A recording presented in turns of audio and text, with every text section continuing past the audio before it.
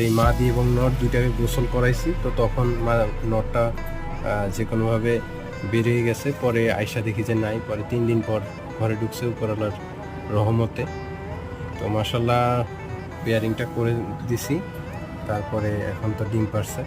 তো সবাই দোয়া করবেন পেয়ারটার জন্য। এবং নটটা অনেক আদরের, নটটাকে অনেক পছন্দের আমার নটটা। দেখুন ডিম পাড়ার কারণে ও খুব অ্যাগ্রেসিভ হয়ে গেছে, আমার হাতটাকে কীভাবে কামড়াচ্ছে। আর মাদিটা আমার ঘরের বাচ্চা, ছেড়ে দাও ছেড়ে দাও, ওকে কি অ্যাগ্রেসিভ। সর রেস থেকে বসিয়ে দিয়েছি, আগামী বছর হয়তো বা বাচ্চা কাচ্চা নিয়ে রেস করবে।